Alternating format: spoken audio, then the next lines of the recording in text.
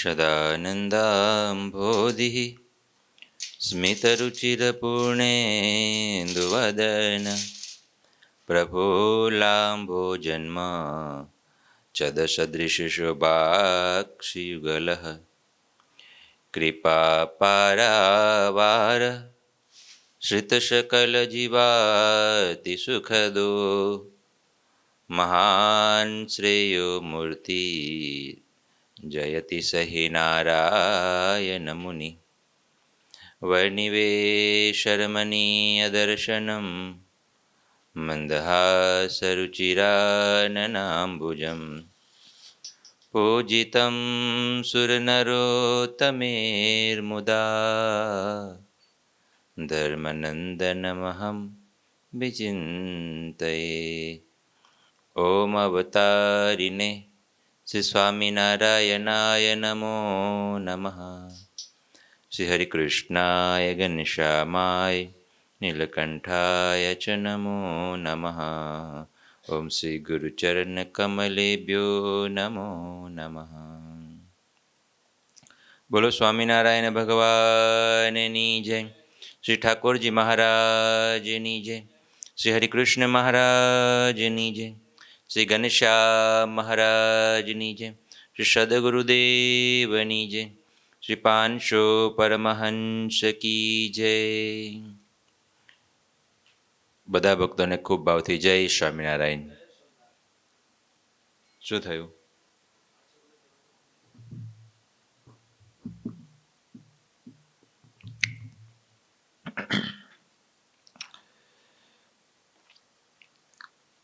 ભક્ત ચિંતામણી ગ્રંથની કથા ચાલે છે।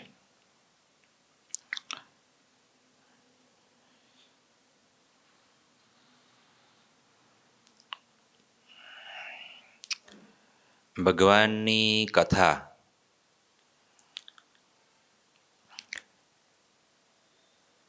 એ છે ને જીવને ચોખ્ખું કરવા માટે, મનને ચોખ્ખું કરવા માટેનું ઔષધ છે, પાણી છે, દવા છે। જેમ આપનું શરીર ગંદુ થાય તો આપણે એને પાણીથી ધોઈએ, સાબુથી ધોઈએ તો એ ધોવાઈ જાય, ચોખ્ખું થઈ જાય। તેમ મન મેલું થયું હોય, જીવ મેલો થયો હોય તો એની માટે છે ભગવાનની કથા। ભગવાનની કથા વાર્તા વિના, ભગવાનના ચરિત્રો વિના ક્યારેય રૂડા ગુણ આવતા નથી। શ્રીજી મહારાજ વચનામૃતમાં કે ગઢડા અંત્ય પ્રકરણનું 24મું વચનામૃત છે, એમાં શ્રીજી મહારાજ લખે કે કથા વાર્તા વિના ક્યારેય રૂડા ગુણ આવતા નથી। અને જેને કથા વાર્તાનું વ્યસન નથી તો તેની કોડે એમ અટકળ કરવી છે કે એમાં રૂડા ગુણ ક્યારેય આવશે નહીં। અટકળ કરવી એટલે કેમ વિચારવું કે ભાઈ આને ભલે માળા ફેરવતો, ભલે મંદિરે જતા, ભલે બીજું ઘણું બધું કરતા, પણ કથા વાર્તા નથી સાંભળતા ને એટલે રૂડા ગુણ નહીં આવે। રૂડા ગુણ એટલે શું? તો આપણને જોઈને એવા ભગવાનના રૂડા સાધુ હોય, એવા રૂડા હરિભગત હોય કે કોઈ બાળક યુવાન હોય, બરાબર છે, તો એને જોઈને ભગવાનને એમ થાય કે વાહ વાહ વાહ, શાબાશ છે, શાબાશ છે। એવા સાધુને જોઈને, એવા હરિભગતને જોઈને એવું થાય વાહ વાહ, શું મહિમાભર્યું જીવન છે, શું શ્રદ્ધાવાળો છે, શું ગુણિયલ છે, બહુ સારા છે, એવું જે થઈએ ને એ જે છે ને એ રાજીપો છે, એ ગુણવાનપણાનું ફળ છે। તો એ ક્યારે આવે? કથા વાર્તા સાંભળીએ ને તો જ આવે। એટલે કથા વાર્તાનું બરાબર છે, બરાબર છે।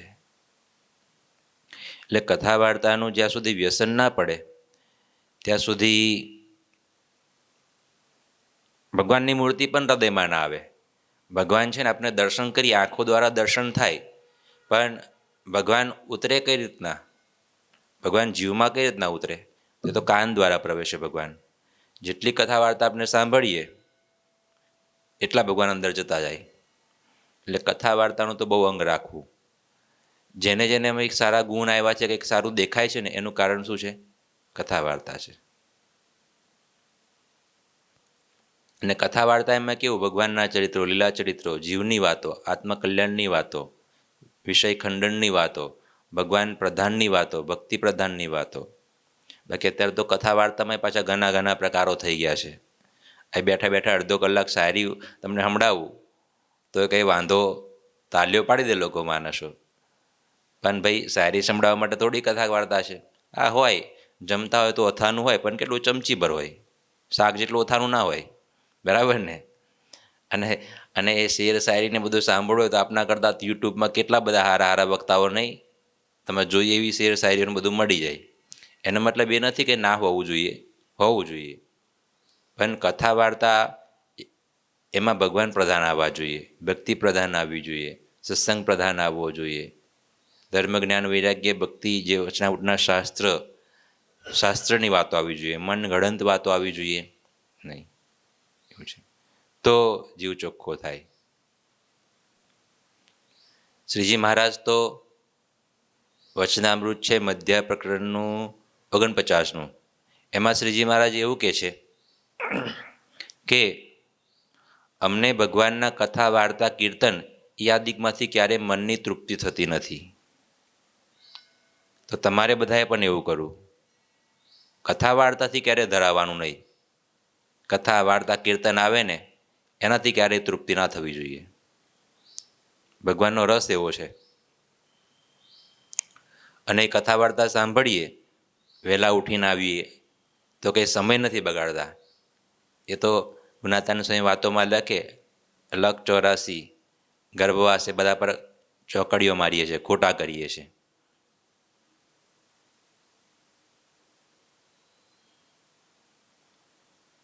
એટલે કથા બહુ સાંભળવાની, ઘરે સાંભળવાની, મંદિરે સાંભળવાની. નવરા પડે એટલે તરત કથા ચાલુ થાય. એમ તો સારા સત્સંગીનું જીવન કેવું હોય? ભગવાન પ્રધાન જીવન હોય. સવારથી ઉઠે ને તો સ્નાન કરવા ગયા, વગેરે વગેરે કરવા ગયા, તો અત્યારે તો ટેકનોલોજીનો જમાનો છે, તરત પ્લે આપી દો, ઘરમાં આખો દિવસ ધૂન વાગ્યા કરે, કથા વાગ્યા કરે. બહેનો હોય તો રસોડું કરતા હોય તો એ કથા વાર્તા ચાલ્યા કરે. જોવા જઈએ ને તો 250 વર્ષ 200 વર્ષ પહેલાં જેટલી સુવિધાઓ નહોતી, એના કરતાં અનંત ગણી ભગવાનને રાજી કરવા માટે, ભગવાનને હૃદયમાં લાવવા માટે, નિર્વાસનિક થવા માટે, ચોખ્ખા થવા માટે આ જમાનામાં છે.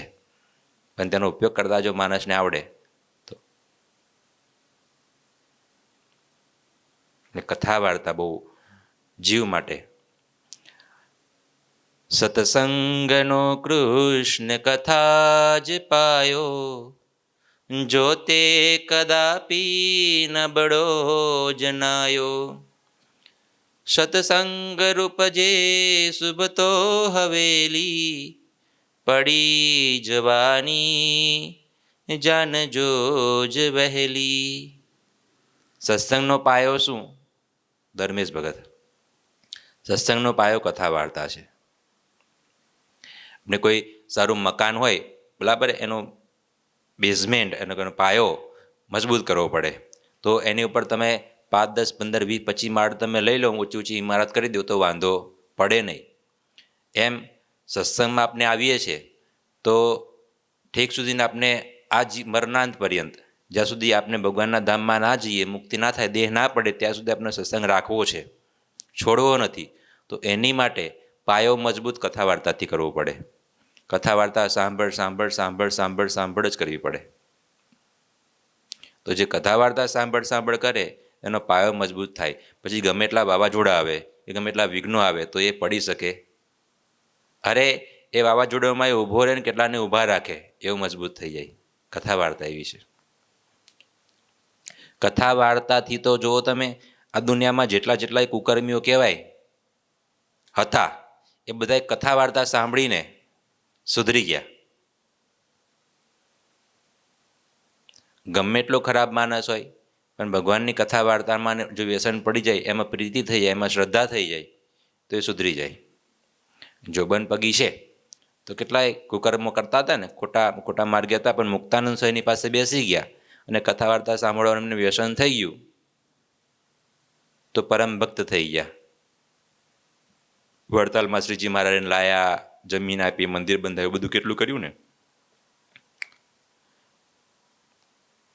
દોષો ટળે, સુધરે, સદગુણો આવે, પછી ભક્તિ પણ વધે, મન નિર્મળ થાય. કેટલા બધા ફાયદા છે. ભગવાનમાં બહુ પ્રેમ થાય કથા વાર્તાથી. એટલે કથા વાર્તાનું વ્યસન. અને આપણે તો મુક્તાનંદીય શ્રીજી મહારાજ અને આ મુક્તાનંદીય પરંપરામાં છે ને, આપણે તો કથા વાર્તા કરવાનો અને સાંભળવાનો પહેલેથી આગ્રહ પહેલેથી રહ્યો છે. શ્રીજી મહારાજનું જીવન જોઈએ ને તો શ્રીજી મહારાજે ગઢડા પ્રથમનું પહેલું વચનામૃત છે. જો તમે તો એ સાંજના સમયે, રાતના સમયે 10:30, 11 વાગ્યાના સમયે કથા કરેલી છે. બોલો, રાત્રે 10:30, 11 વાગે શિયાળાના સમયે કથા કરવાની, કેટલું અઘરું. કેટલા બધા વચનામૃત છે જે શ્રીજી મહારાજે અડધી રાતે કથા કરી હોય, સવારમાં વહેલા કથા કરી હોય.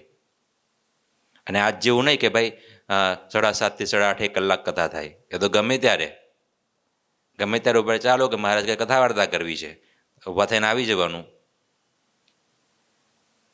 આપણે તો પાછા સિસ્ટમમાં હોય તો જ કથા વાર્તા સાંભળવાનું ગમે. અને ગમે ત્યારે કથા વાર્તા, ભાઈ તો આ તમે કેવું સિસ્ટમમાં રાખો સ્વામીજી, તો બરાબર ને, ફિક્સ ટાઈમ રાખો. અને ત્યારે તો ફિક્સ ટાઈમ એ કાંઈ હતો નહીં. તો એ હરિભક્તોને સંતો અડધી રાતે શ્રીજી મહારાજ કથા કરતા તોય સાંભળતા, સવારે વહેલા કથા કરતા હોય તોય સાંભળતા, બપોરે કથા કરતા તોય સાંભળતા. એટલે શ્રીજી મહારાજના જીવનમાં એમના શબ્દો દ્વારા, વચનામૃતના શબ્દો દ્વારા, શાસ્ત્રના, જ્યારે પણ તમે જો શ્રીજી મહારાજ બેઠા હોય ને તો કથા વાર્તા કરતા હતા. આ વચનામૃત શું છે?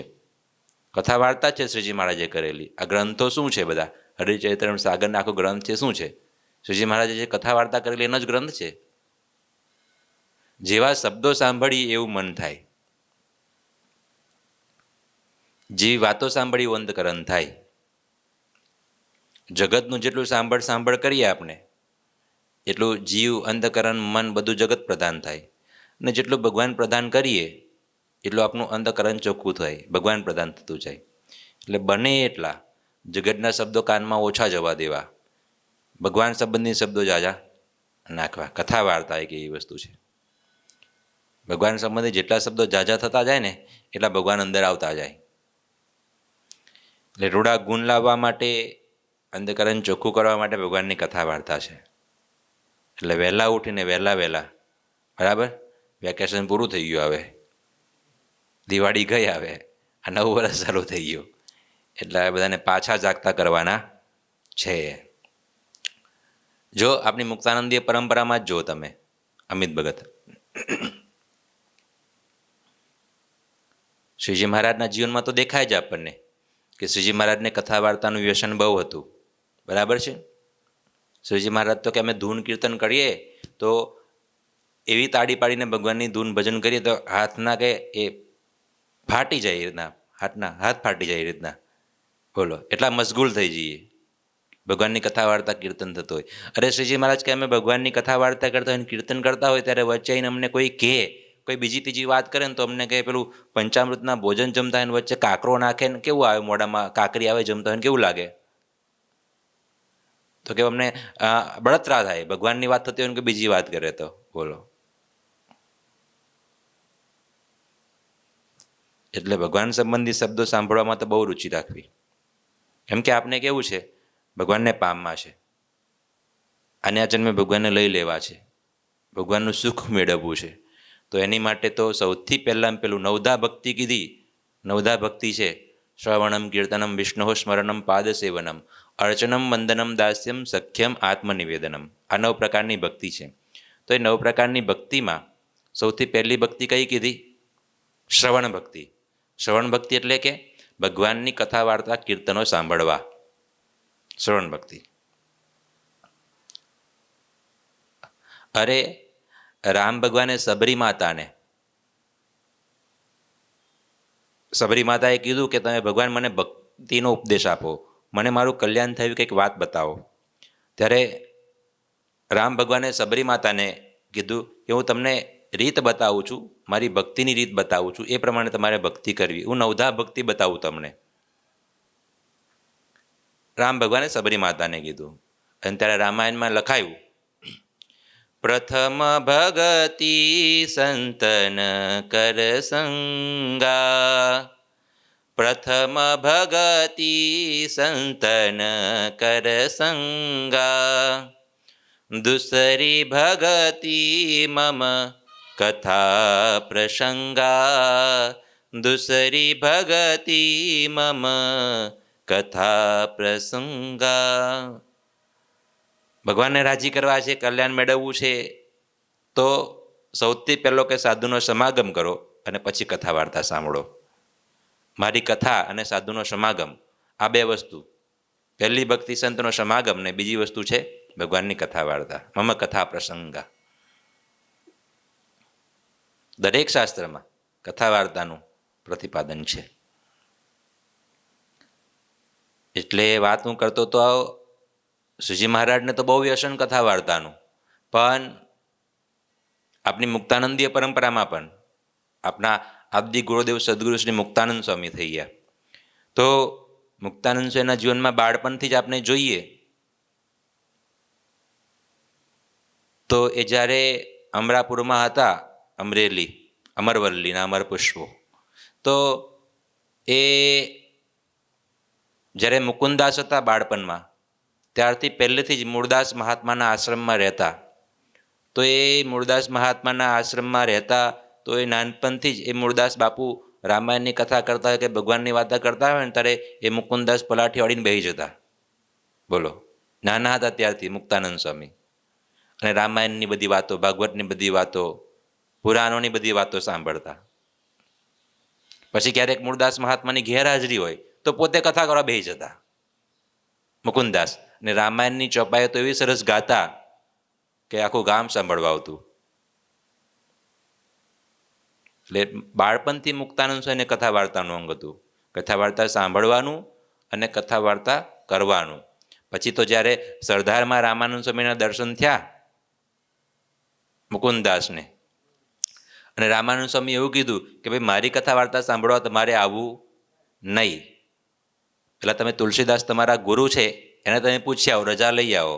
હવે ગુરુ કોઈ દિવસ રામાનંદ સ્વામીની કથા વાર્તા સાંભળવાની છૂટી આપે એવા હતા નહીં કે મારો ચેલો ત્યાં જાય તો ફાવે નહીં પાછું. એટલે મુકુંદાસે યુક્તિ કરી, રામાનંદ સ્વામી આમ ઘરમાં સભા કરતા હોય, મંદિરમાં સભા કરતા હોય તો બહાર પેલું નવેડાનું પાણી પડતું હોય નળિયામાંથી, ચોમાસાની ઋતુ હોય, અને જ્યાં લોકો પેશાબ પાણી કરવા જતા હોય એને ખૂણામાં, ત્યાં ઊભા ઊભા વરસાદના પાણીમાં અડધી રાતે જ્યાં લોકો પેશાબ કરે ગંધાતું હોય ત્યાં રામાનંદ સ્વામીની કથા વાર્તા, ભગવાનની કથા વાર્તા, ભગવાનના શબ્દો સંભળાઈ જાય. તો એ નવેડામાં ઊભા ઊભા રહીને કથા વાર્તા સાંભળતા. કેટલું કથા વાર્તાનો ખપ કહેવાય, કેટલી ગરજ કહેવાય ને કેટલું ભૂખ કહેવાય. કથા વાર્તા કઈ રીતના સંભળાય તો એ મુક્તાનંદ સ્વામી આપણને શીખવે.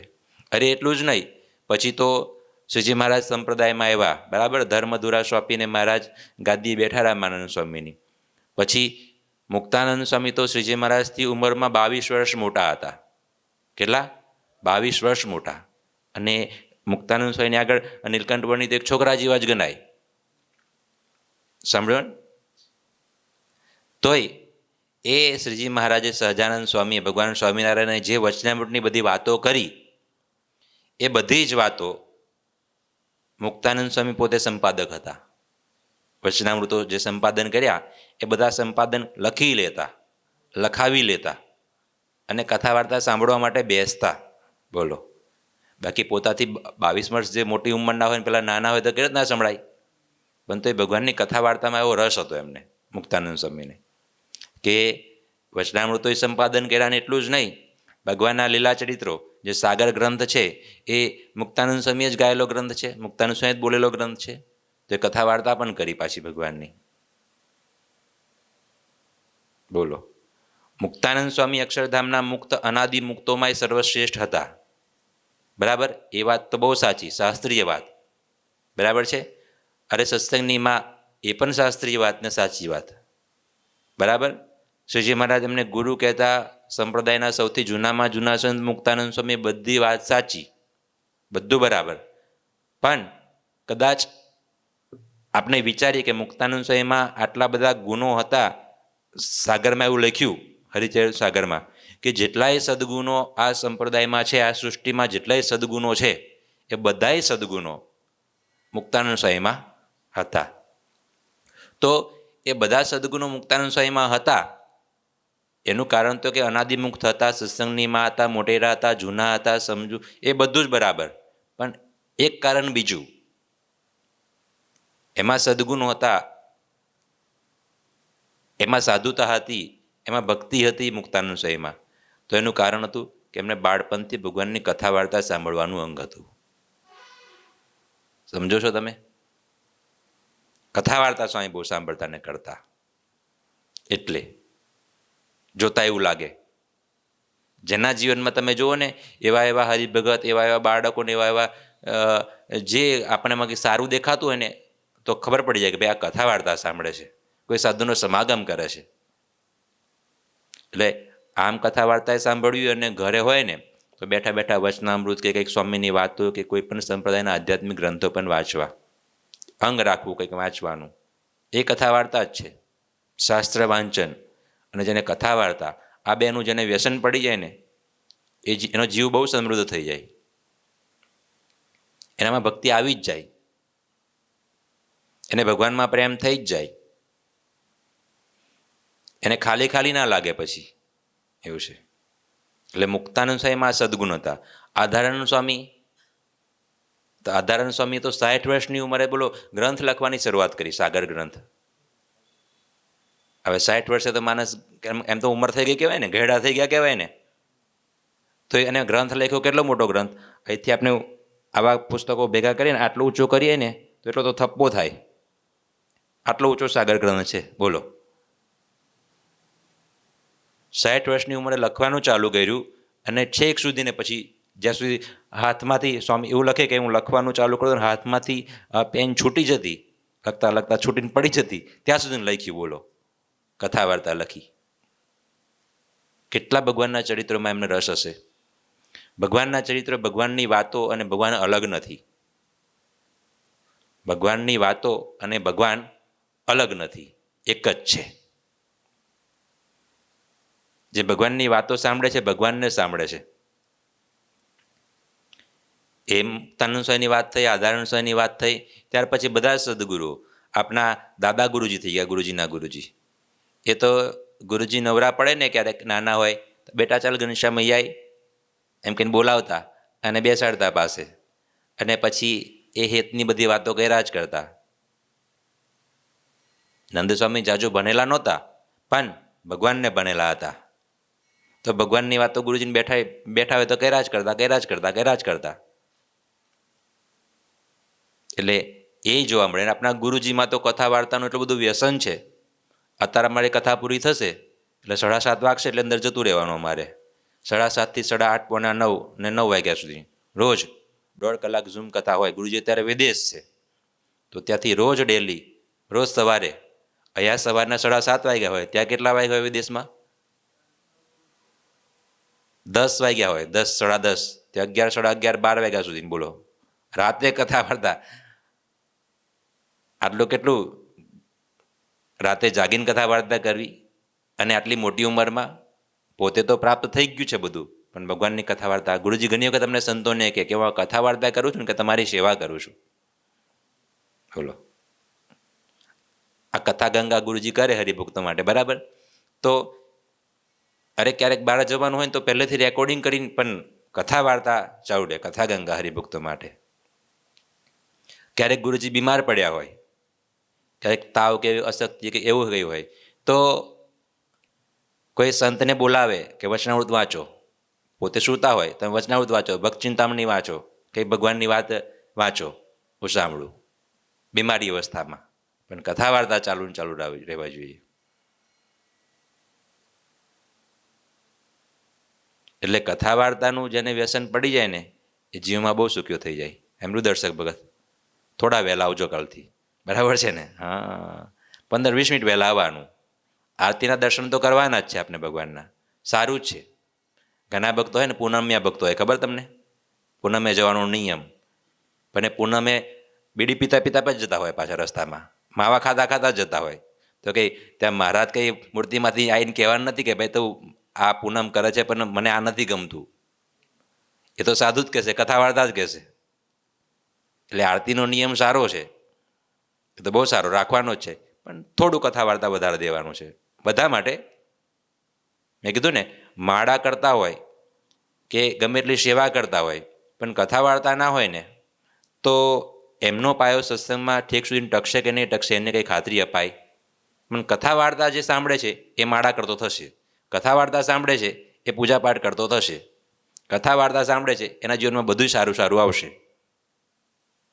પણ કથા વાર્તા સિવાય બીજું ઘણું બધું સારું છે પણ કથા વાર્તા નથી તો પેલું બધું ક્યારે જતું રહેશે કંઈ નક્કી. ગુણાતાન સ્વામી વાતોમાં લખે કે અડધો અડધ કથા વાર્તાનો જે જોગ રાખશે ને તેનું સારું રહેશે. અડધો અડધ, બોલો, અડધો અડધ કથા વાર્તા.